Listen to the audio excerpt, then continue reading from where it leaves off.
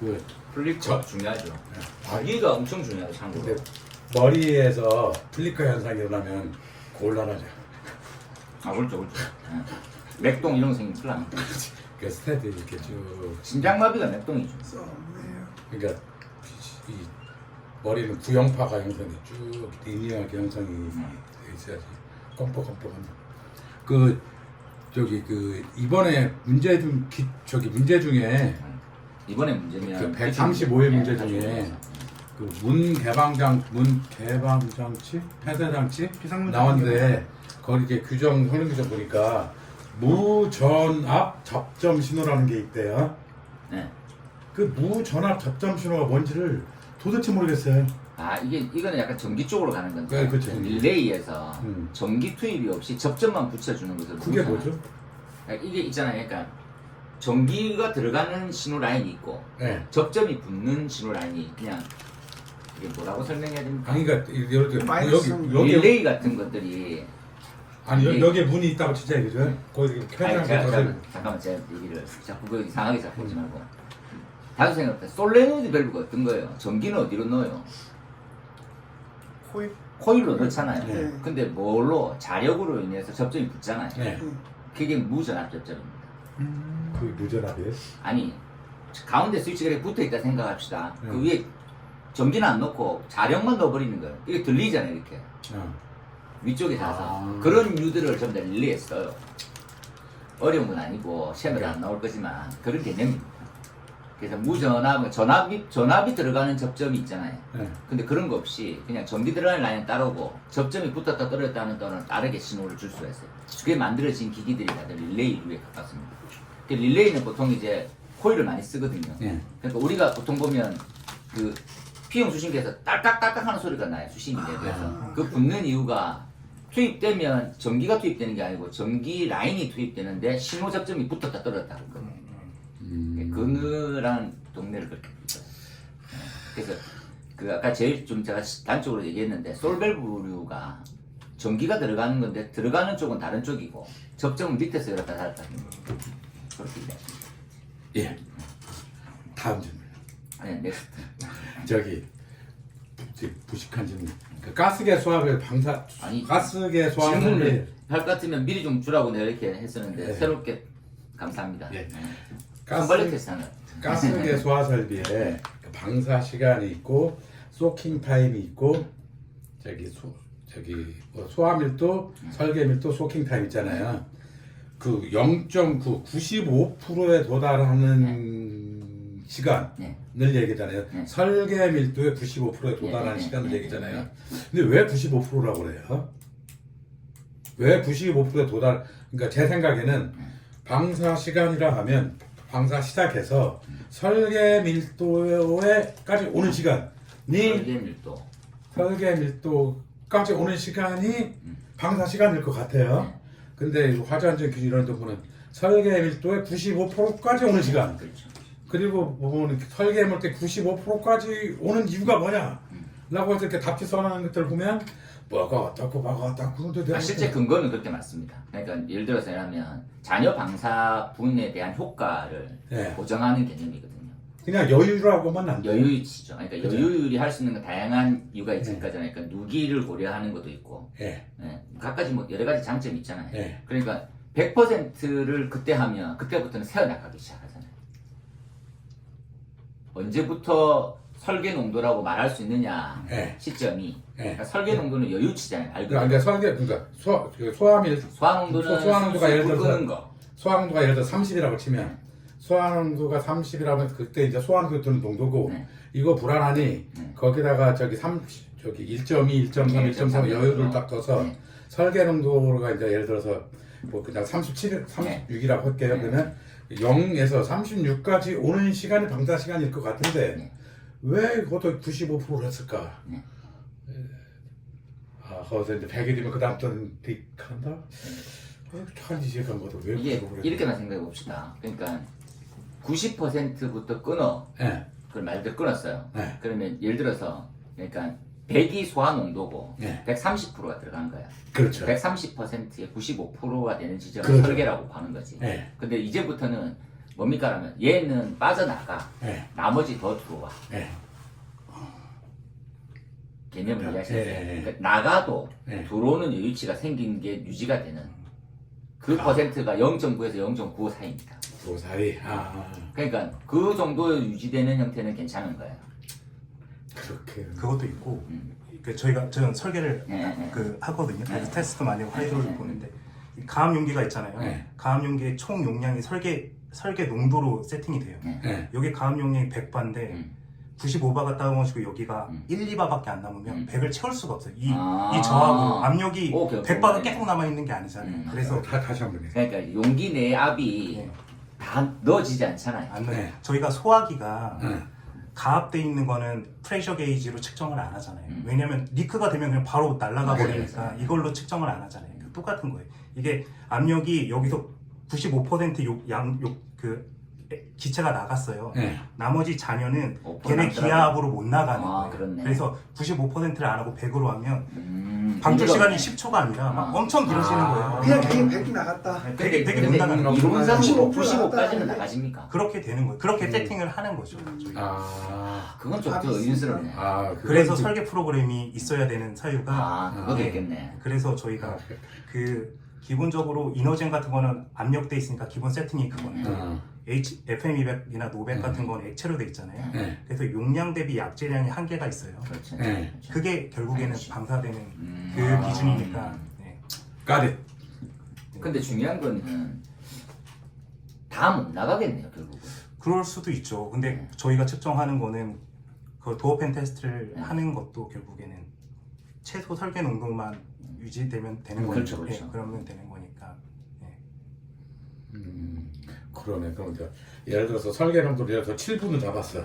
근데 이제 100%라고 하면 그것이 뭐 다 7분이 아니라 뭐 심한 경우 15분도 걸릴 수 있네. 극단적으로. 여기 용기에 남아 있을 수도 있고 배관에 체류할 수도 있고 이럴 수 아. 있으니까 안 될 수도 있는 거죠. 그래서 계속 지금 계속 나오는 유효성 예. 내가 얘기했지만 못 믿습니다. 안 믿어 시험이잖아요. 오케이. 그 다음에 그 다음에 그러면 소화기 안에서도 어떤 면에서 잔류량은 다 존재한다라고 하면 됩니까? 가스계에서. 왜냐면 이 자체가 압인데 방사를 시키기 위해서. 리크가 되면 약재가 하나도 안 남아 있다고 생각하는 거죠. 대기압이 되니까.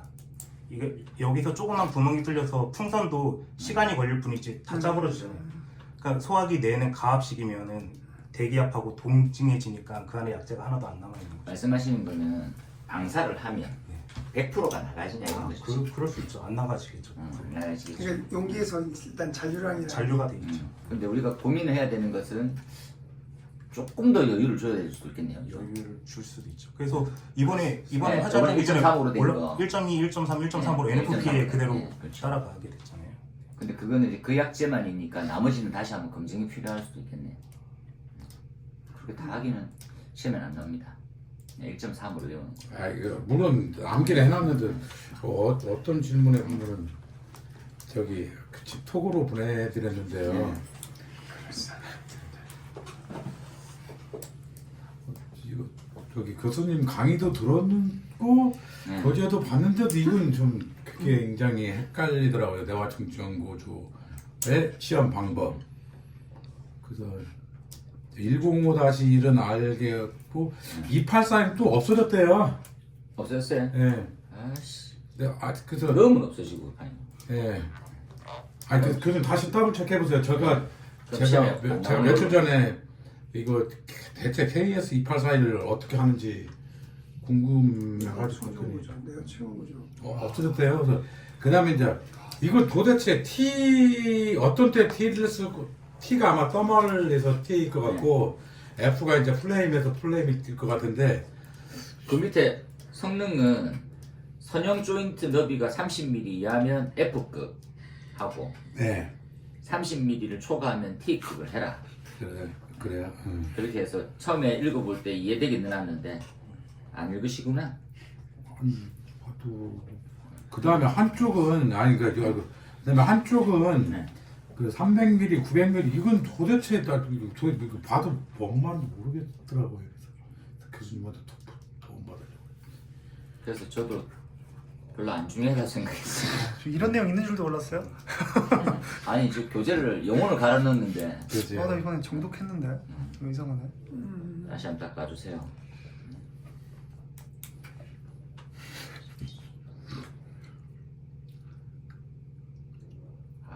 할 게 많네요. 여기 보면 네. 그 저기 이 멋이냐 이렇게 막혀져 있으면 이렇게 있으면 여기서 불을 가열을 해서 네. 바깥쪽에 온도를 본다는 거잖아요. 자염이 염은 온도 열 가열면 가열을. 쪽에서 네. 그 다음에 센서를 여기 몇 센치 둔다는 건지 이게 도대체 모르겠어요. 그 50cm에 둔다는 아니 건지. 이 류들은 다 똑같은 거예요. 예. 차열은 이면의 온도를 측정하는 건데 이 면이에요 그냥. 그러니까 면인데 이 열전대를 여기다 둔다는 건지 여기다 둔다는 건지 그러니까 여기에 가열을 하면 반대면에 붙이는 네. 거죠. 반대 면이 아닌데 거기서 이격인데 이격이 있어요. 900mm 300mm 네. 이면 900ml의 배치. 네. 이면에 300mm 최대 500mm 네. 열전대를 어디다 붙인다는 얘기지. 이게 열전대에 관한 내용이에요? 아니지 온도를 센싱을 하려면 열전대를 붙여야 센싱이 되는 거니까. 그러니까 열전대는 여기가 아니고 여기 그러니까 이게 관통부잖아요. 여기서 열을 주고 그럼 바로 뒤에다 붙이겠죠? 그렇죠. 네. 왜냐면 방화문 할 때도 똑같잖아요. 문 뒤에다 붙이잖아요. 그렇죠. 좀 기억한다고. 기가열면 아니 이거 우리가 어떻게 네, 해보냐면 이요 지금 우리 뭐 보면 세프티라는 회사 이런데 보면 이 차열제 많이 만드는 곳이거든요. 그래서 걔네들이 이제 간이 시험기를 갖고 와 이렇게 드럼통 반 잘라가지고 안쪽은 가스 LPG 가스 해가지고 온도 올리고 있고요. 그 마개에서 이 벽체처럼 딱 붙였고 배관 딱 해놓고 차열제 막혀 있어. 그러니까 안은 가열돼 있고 바깥쪽 여기 온도 해봐요. 그래서 열선도 재보고. 왜냐면 이제 원래는 열전대를 붙여놔야 되는데 그렇게 전문적인지 않으니까 열선 온도를 이렇게 테스트해보거든. 그 뒤에서. 그러니까 이렇게 가열하면 요 뒤면을 계속 쪼아보는 거예요. 그 말이에요. 그러니까 결국은 이제 이 사진을 보면 여기 째보는 거죠. 여기하고 여기요. 근데 기가 막히게 온도가 안 올라가더라. 깜짝 놀랐어요. 그러니까 우리가 열 전도율이 있는 금속과는 차열제가 좀 더 길게 해줘야 되잖아요. 그 면을 다 감싸잖아요. 거기 온도를 계속 측정해요. 그래서 차열제 스타일에 따라 가지고 차열하는 역할이 얼마큼까지인지 이렇게 다 테스트되더라고. 한 2시간 정도 테스트하거든요. 깜짝 놀랐어요. 야 너무 잘 되더라고. 그래서 이건 뭐 배관 관통부로는 열 전파는 진짜 안 되겠구나. 조금 공사 현장 있으면 이제 거의 다 실험해주러 오거든요. 납품 좀 많이 되면. 이 영상도 하나 받아놨는데 저한테 주식의 길로 인도하신 고마우신 분이 있거든요. 그분이 이제 불러가지고 거제 현장이었네. 하여튼 그때 불러가지고 이제 테스트한 거였는데 결국은 이제 상패 세계로 안 좋은 결말을 해서 지금도 보면 조금 친하고 싶은 이렇게. 넥스트.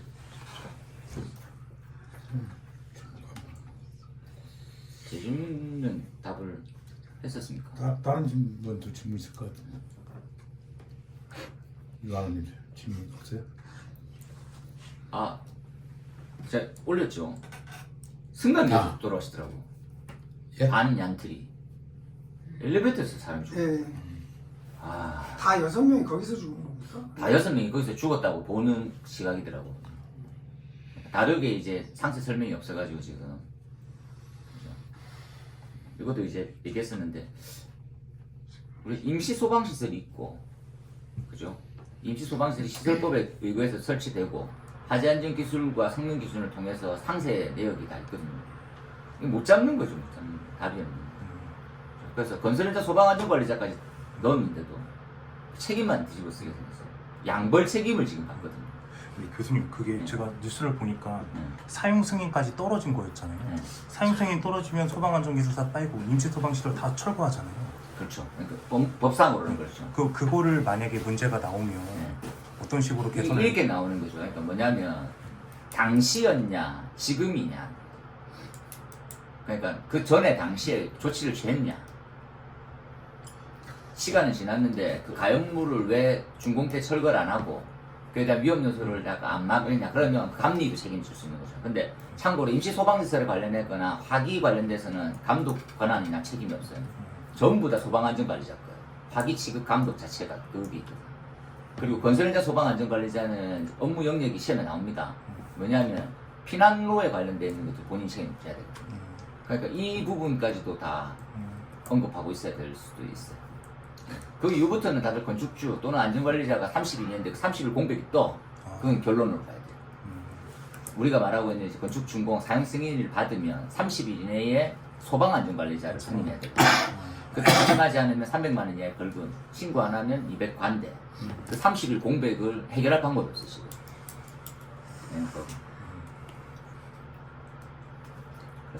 무조건 신축에만 해당이 되나요? 아니에요. 그러니까 이제 예. 이 등급이 바뀔 때도 대상이 되고 양수 양도를 받을 때도 대상이 되죠. 소방안전관리자라는. 아니 저기 임시 소방시설이 예. 건설 현장 임시 소방시설. 임시 소방시설의 설치 대상은 신이 개체 증정돼 다른 건축 다 행위 되죠. 일과 일체, 네. 신축 뭐 이설 다 들어가는 거죠. 이전. 그러니까 신진계좌 이용되니까 이것은 저 사용 승인 난 거하고 무관하지 않나요? 사용 승인 되면 준공이 끝난 거니까요. 그게 이제 뭐냐면 그러니까 그 화기 취급 작업이라고 하는 부분인데 그걸 할 수 있는 시기까지거든요. 네. 그러니까 사용 승인이 나면 솔직히 작업이 있든 없든 관리 뭐 그런 부분이 의미가 없는 거죠. 저희가 준공 보고서에는 사용 승인 신청서를 내잖아요. 네. 그 신청서는 결국 신청이 사용 승인이 되면 감리는 빠지는 건데. 감리도 다 빠지고 빠지죠. 소방 기술자도 그렇지만 건설 현장 소방 안전 관리자도 그냥 거기 사용 승인일까지. 네. 그럼 그 일단 이후부터는 필증을 받았다는 거잖아요. 네. 소방서에 필증을 맞아요. 받았다면은 네. 벌써 그거에 대한 소방시설에 대한 점검이 나왔고 방화에 대한 부분과 입주가 허락돼 있는 전제하에 맞아요. 필증이 나갔을 거 맞아요. 아닙니까? 근데 소방시설 자체가 완비가 안 돼 있는 것처럼 방송에 보니까 그렇게 돼서 지금 문제인 거죠. 그래서 이걸 다 때려잡을 수 있어요. 또 하나 그러니까 같이- 뭐가 있냐면 예. 감리를 면피를 하기 위해서 이렇게 얘기하겠죠. 아니, 내가 준공 보고 보고서 넣을 때는 그때는 다들 다 정상 있었다, 작동이었다. 정상이다. 근데 작업이 남아있는 형태에서 이 사람들이 밸브를 잠근다든지 기타 등등이 있다. 그러면 그 시기에는 소방안전 관리자가 없으면 관계인이 전적으로 책임을 져야 돼요. 또 관계인이 30일 이내니까 바로 사람을 써가지고 조치를 취할 수 있게 취급 감독을 매긴다든지 등등이 갔어야 되는지. 그런데 그러려면 또 커지는 게 뭡니까로 보면 이런 거죠. 밸브 폐쇄 차단으로 인해서 사람이 죽거나 기타하면 5억이라고 잠결했잖아요. 5년 이하의 시행 1억 원 이하의 벌금이거든요. 그래서 이게 사용 승인일 관점으로서 누가 책임질 거냐? 많이 지금 뒤틀리고 있을 것 같아요. 근데 그런 것들은 신경 쓰지 마시고 중요한 건 네. 임시 소방시설에 대한 건설현장 소방안전관리자의 업무 이런 것들 열심히 해요. 하지안전 기준까지 넘어가면 이거 노답이긴 하고 솔직히 관리사 안 데리고 오면 솔직히 답을 못 쓸 정도로 많아요 내용이. 저 근데 궁금한 게 건설 현장의 화재 안전 기술 기준이 내용이 많이 삭제됐잖아요. 그게 그럼 이제 성능 기준도 기술 기준처럼 삭제를 앞으로 하겠다는 뜻인가요? 이게 이제 이런 내용이 있잖아요. 그러니까 성능은 뭡니까? 라면 네. 청거 그죠? 그 다음에 기술 기준은 국립소방연구원이 승인받아서 공포하는 거 네. 그죠? 그러니까 급변하고 있는 형태에 맞춰져 있는 건 기술 기준이에요. 네. 성능 기준은 추이를 보겠다. 네. 그게 대표적으로 제가 이번에 자료를 이제 보셨던 데는 스프링클러도 마찬가지잖아요. 외국 송수구에서 들어오는 개폐 밸브를 기술 기준은 설치. 왜냐면 템퍼 스위치를 설치할 조건으로 개폐 밸브가 설치되면 이렇게 돼 있거든요. 그런데 스프링클러는 설치하지 말게 했거든요. 설치 금지.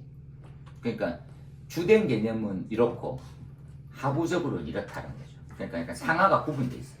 성능, 그 밑에 기술 기준. 그러니까 기술 기준이 삭제가 됐더라도 성능이 만약에 있거나 하면 당연히 유지가 되는 거고 둘 다가 있으면 둘 다 유지되는 거고 서로 상의하면 둘 다 조건을 만족해야 돼요.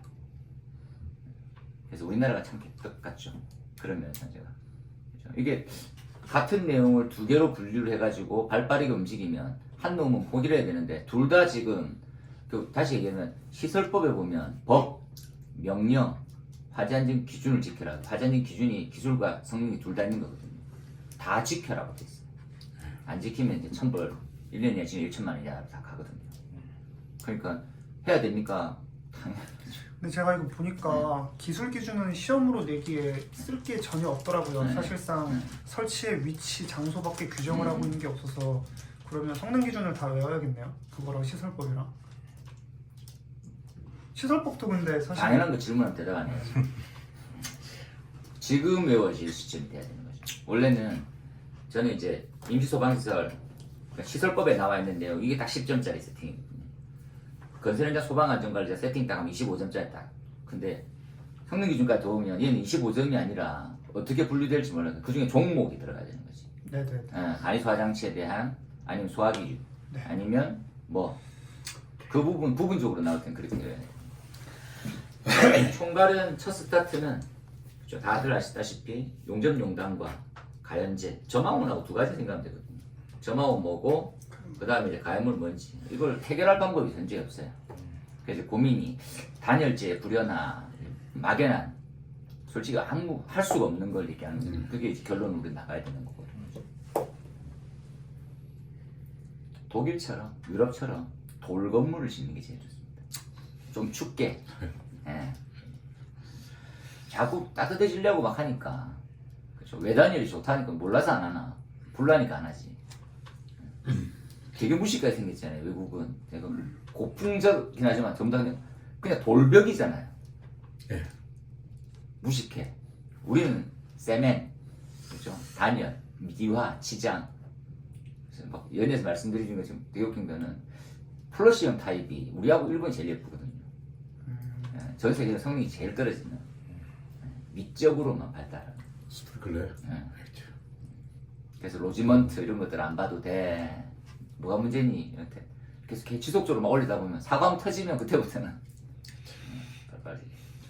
경험에 의해도 이렇게 미국 애들은 뭐 응. 그게 뭐 이렇게 뭐 맞아. 그, 외국은 그냥 벽에 도끼가 있잖아요. 예. 영화 보면 다 알다시피. 그것 뽑아가지고 싸움하고 있잖아요. 네. 벽에 도끼를 걸어놔 이 임식한 나라. 다음 질문이요. 네, 다음 질문입니다. 톡으로 보내드렸거든요. 네, 또 톡입니다. 네. 유리사님 톡사이.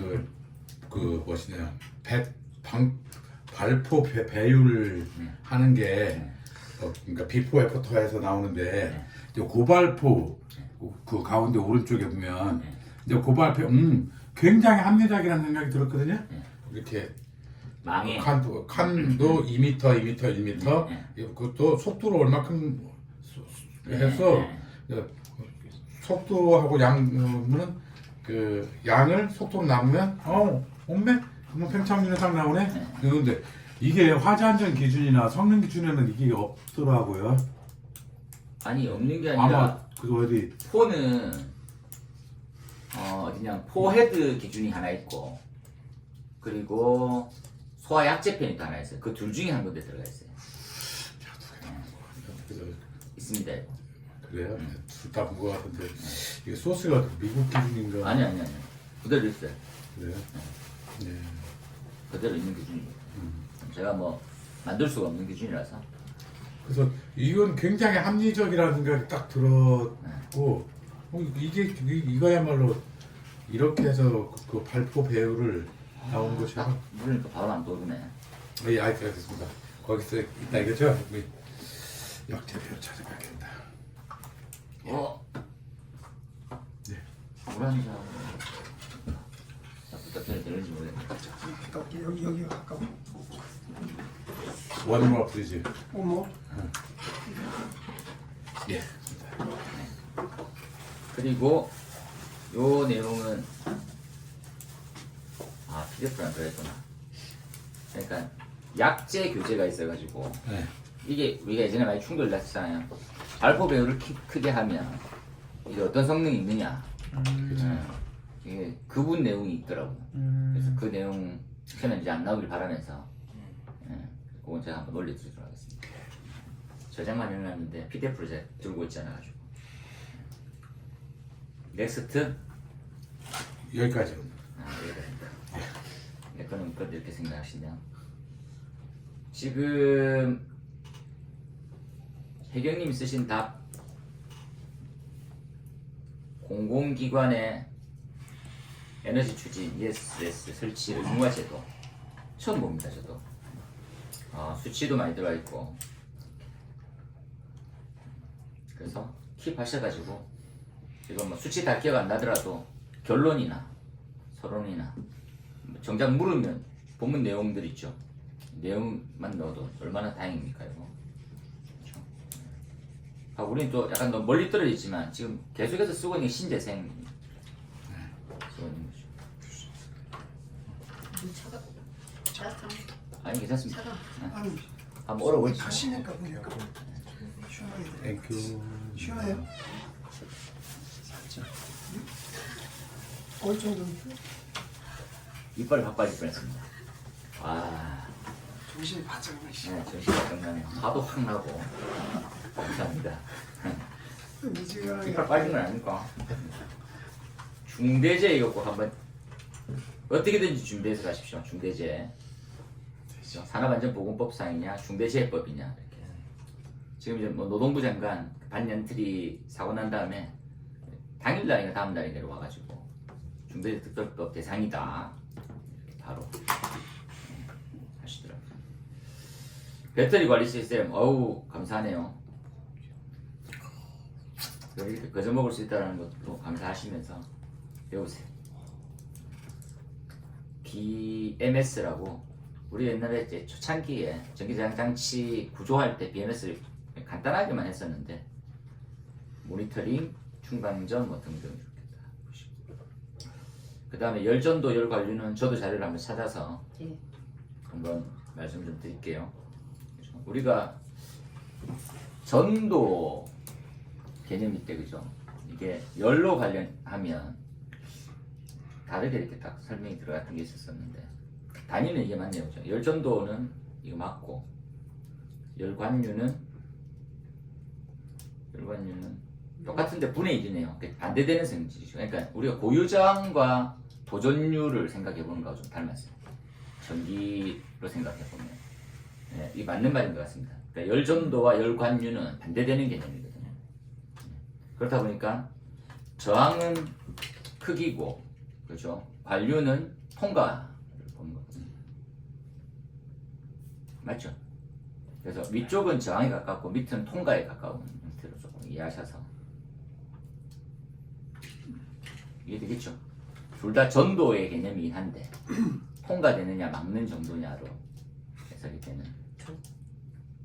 열 전도 저항은 단일 재료를 열 전도 저항이라고 하고 네.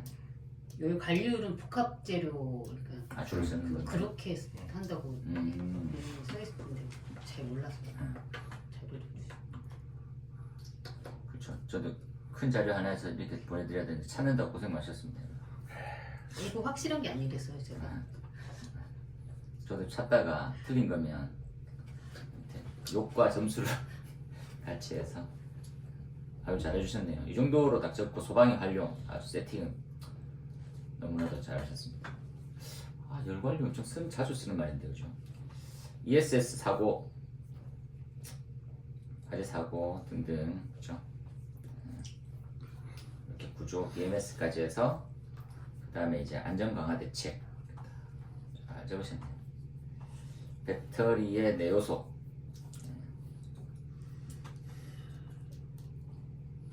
오랜만에 이거 다 그릴 수 있겠습니까? 25점짜리는 시간이 좀 그래. 그림 복잡하게 그리시면 됩니다. 네. 이렇게 양극재, 음극재, 전해질 분리막. 그렇죠? 우리가 지금 제일 문제가 전해질이죠. 그렇죠? 전해질 과열로 분리막이 깨진. 분리막이 깨짐으로써 단락이 되는. 그렇죠? 이건 자연스럽게 열폭주를 이렇게 딱. 지금 뭐 안 나왔으니까 하는 말이지만 누구보다도 잘 적어야지 그렇게 되는 문제가 몇 개씩은 있으시잖아요. 더 잘 적으십시오. 그래서 이제 압도적이지 않으면 그렇죠? 이렇게 오랫동안 몇 년째, 한 4년째 지금 계속 핫이슈인데 그렇죠? 시중에 있는 뭐 대충 자료 이렇게 하지 말고 자기만의 이렇게 그림하고 세팅하고 이렇게 다. 그래서 보통 보면 이런 문제는 제일 첫 번째나 아니면 제일 마지막에 보내가지고 영혼을 진짜 하는 것처럼 바라는 거죠. 다음에 나오겠죠. 네. 다음 시간에. 이건 무조건 계속 한 2년 전부터 계속 나오겠죠. 전기차 확대 방지는 아주 잘하셨네요. 그대로. 안타까운 게 모아의 답지로. 아 종이를 다 써서 네. 감사합니다. 시험 지금 여기 뭐 단톡에 올릴 수도 없고 타하공 홍보 광고를 제가 치료서 보내드리겠습니다. 그래, 에디파이에 이거 파나요? 중남에? 답지 팝니다. 아이고 인터넷은 많아요. 아니야, 에디파이하고 찍힌 거. 에듀파이프는 질이 별로 안 아니요. 좋아요. 질이 별로 안 좋아요. 질 안 좋아요. 그냥 인터넷에서 아니, 똑같지 않은 거예요. 괜찮은 게 좋아요. 다 비슷한 것 무엇보다 안 같은데. 아니, 내 경험상 이 질 좋으면 합격이 못해요. 가난하겠어요. 저는 옛날에 이면지로 출력했었거든요. 기술사 학교 갈 때. 그래서 그때 다들 그런 목표 하시잖아요. 이거 좋잖아요. 얼굴 인터넷 뭐 비싸, 이거 비싸 보이는데. 아니 똑같아요. 하루 이면지 쓰는 데잖아요. 지금. 모나미 하나 다 쓰자. 완전 저기 시험장 중에 모나미는 이거 이제 썼는데. 네, 좀 좋아요. 안 나가지 않습니까? 아, 왜 안 나가는데. 그러니까 도저히 막 이만큼 남았는데 체력도 안 되고 막 미치면 예, 지금 이거 두 개를 가지고 있잖아요, 그- 모나미 이제 잡을 수 이렇게. 여력이 없어요. 부적 이렇게 막 그리듯이 미친 듯이 하면서 막 외워가면서 와 그래도 하나 다 썼다. 되게 잘 쓰실 때 있거든요. 하루에 네, 하루에 하나씩. 이게 하나더라고요. 딱 그 하루 시험 보니까 제가 볼펜을 두 자루로 묶었는데 딱 시험장에서. 예. 보통 이제 뭐 우스갯소리로 약간 뭐 장비를 탓하는 게 아니잖아요. 근데 일정 수준 오르면 장비도 받쳐줘야 돼. 좀 더 잘 나가고 기본 그걸 갖추고 시작하시는 분도 있지만 거기서 현재 그렇습니다. 그 외에 133회 사회학과는 5회 타기술사 문제 보시고 최근에도 이제 계속 개선되고 있고 등등 있잖아요. 그런 부분도 다 고려하셔가지고 준비를 또 열심히 하시고 다음 주에는 제가 답지를 어떤 식으로 마무리되는지가 좀 궁금해서 하웅님은 또 한번 써보세요. 예, 그래서 말씀했습니다. 그리고 호세님도 이런 신규 답 외우는 데도 한정하지 말고 써서 표현하고 그리고 개요 어떻게 짤지도 왜냐면 우리가 본론은 엄청 잘 적을 시점인데 방향성이 결여돼 있을 수 있거든요. 그런 부분들도 서로 논의할 시점입니다. 그래서 그것들은 지금 혜경이 같은 경우에는 방향성을 잡고 시작한다는 장점이 있고 나머지 분들은 이제 본문 내용이 이해되고 잘 써지는 분들은 방향성을 잡아야 돼요. 마무리가. 그래서 이런 의도로 써 나가는 게 좋지 않을까요? 이렇게 서로 교류하고 그냥 막상 시험장 가면 다 떠오르진 않더라도 계속 주고받았던 내용 중에 그게 좀 될 수 있거든요. 이렇게 하시고 나머지는 숙제 아니었습니까? 예, 됐습니다. 질문만 아, 이제 제가 숙제 하나 질문 하나씩 네, 그래, 아시겠죠.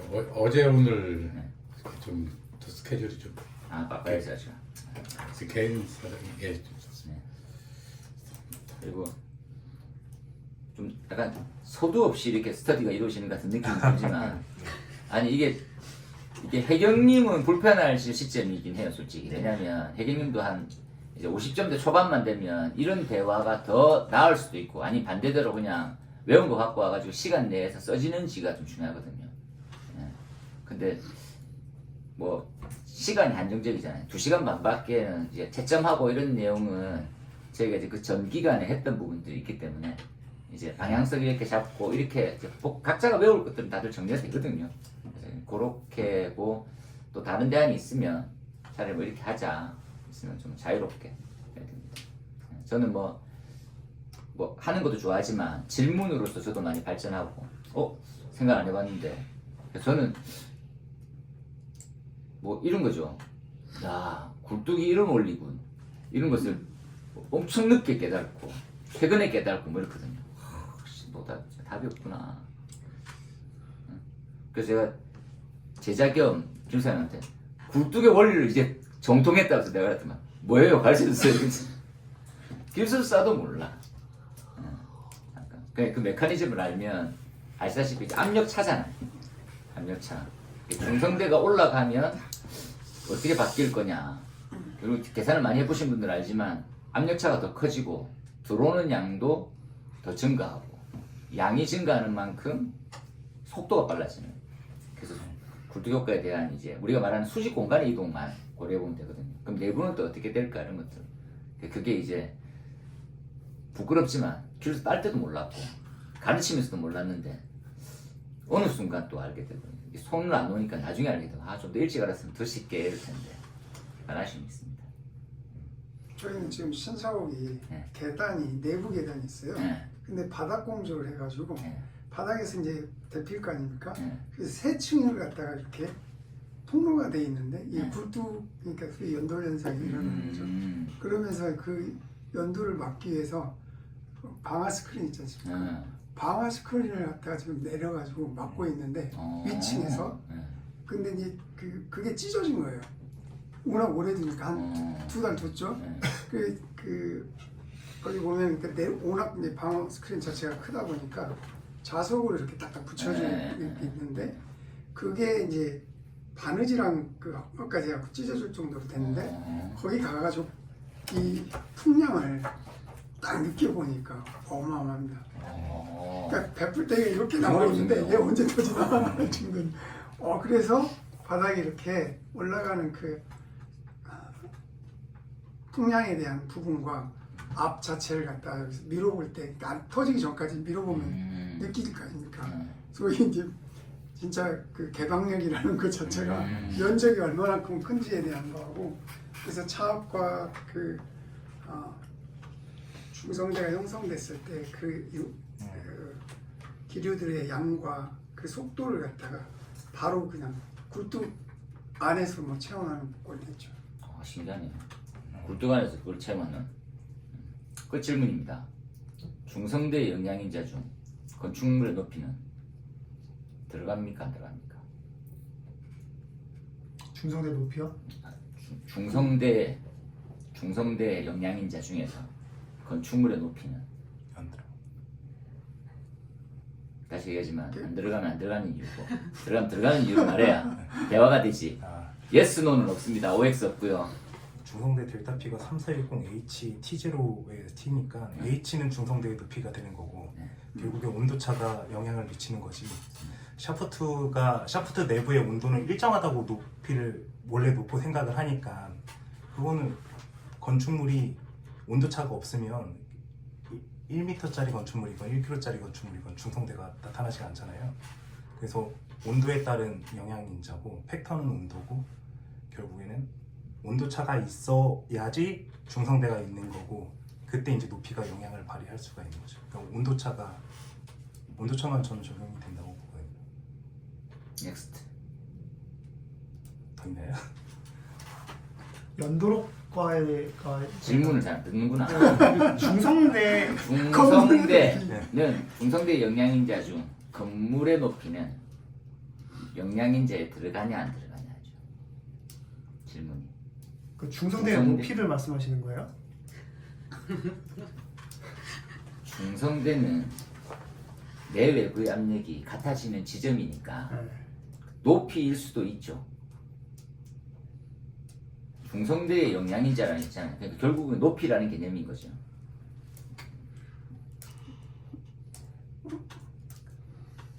저는 좀 작지만 있다. 압력이란 대기압 자체가 그 건물에 차이가 있다면 왜냐면 밀도의 차 자체가 밀도는 있고로 PM을 갖다가 RT로 나눴기 때문에 온도에 큰 영향은 있지만 그 압력이라는 밀도가 P라는 영향을 받기 때문에 있다라고 생각합니다. 넥스트. 중성대 이제 연돌 효과 중성대와 높이 자꾸 연돌 효과를 뭐예요? 중성대와 높이 아무 관계 없다. 중성대 다시 중성대 높이는 건축물의 높이에 영향을 받냐? 아무 관계 없다. 롯데 빌딩 같은 500m 도는 것도 중성대가 있고 여기서 여기까지 층고가 2m인 이 방도 중성대가 있고 관계없다. 높이와 상관없이 아니, 공식을 보면 어, 분모에 좋았어. h가 이 들어가 시작이 있잖아요. 음, 그러니까 당연히 높이의 영향을 받죠. 다른 인자가 모두 동일하다면 높이에 비례해서 중성대의 높이는 높아지거나 낮아져요. 그렇지만 그 영향은 다른 인자들보다 미미하겠죠. 높이는 명확하게 건물 높이에 따라 영향을 받아요. 다른 조건이 모두 동일하다는 가정하에. 네. 회장님. 저도 높이에 따라서 중성대가 변할 것 같아요. 압력하고 그렇기 때문에. 하웅이 한 번 더 마무리. 아까도 말씀드렸듯이 결국에는 밀도차는 온도에 의해서 기인하고 밀도차에 의해서 압력차가 발생하기 때문에 온도차가 동일하다면 온도차가 없다면 밀도차가 발생하지 않고 압력차가 발생하지 않아서 결국 중성대는 생성하지 않는다. 그러니까 이게 두 가지로 이렇게 답을 이렇게 묶으면 이렇게 내용이 되는 거죠. 그러니까 중성대 공식을 먼저 갖고 오고 그리고 압력차의 원리를 가져오고 이걸 어떻게 풀어나가냐에 따라서 설득은 되게 좋아요. 근데 둘 다가 들어가는 게 제일 좋습니다. 참고로 이제 이 압력차가 생기는 형태는 다들 아시다시피 밀도 때문에 밀도의 근거는 온도로 나고요. 그런데 단순하게 중성대의 공식을 다시 또 얘기해 줘야 되는 게 중성대 공식 자체가 계구가 연속되어 있거나 그다음에 상하의 계구고 내부 온도 차로 이루어져 있어요. 공식이. 거기에 보면 주안점이 H와 비례라고 되어 있습니다. 그러면 비례하니까 요소지 하지만 중성대의 원 개념을 이해하면 그러니까 작은 건물은 작은 건물에 내부 온도 차가 없고 상하 계구가 같다면 가운데 그러니까 가운데의 시작점이거든요. 그러니까 그 건물의 시작점일 뿐이지 그 다음에 유동이라고 하는 것들을 영향이라고 주는 거거든요. 그러니까 1층짜리 건물 하나, 10층짜리 건물 하나에서 중성대 높이가 다르잖아 이렇게 얘기하는 건 바람직하지 아니에요. 그걸로는 설득이 전혀 안 됩니다. 그래서 중성대는 건축물의 높이에 영향을 받는다고 하는 건 바람직하지 않아요. 제 생각입니다. 맞습니다. 네. 그래서 그 공식은 그렇게 있으나 비교 상대가 안 되는 거죠. 무슨 말입니까? 라면 다시 생각해보면 이런 건물이 있고 그죠? 이런 건물이 있으면 중성대가 비교되죠, 솔직히. 그죠? 얘는 여기 있으니까 야 높이 차이가 나잖아. 근데 이렇게 중성대 따져 나가는 게 아니랬잖아요. 중성대는 이렇게 생각하는 거죠. 압력의 영향을 받는다라고 하는 형태가 정해져야 돼요. 이렇게 형성되는 거거든요. 그러니까 중심점을 같게 작은 건물, 큰 건물을 두는 그럼 요만큼을 다시 똑같이 비교해보면 중성대는 비교가 같은 거예요. 이해됩니까? 예.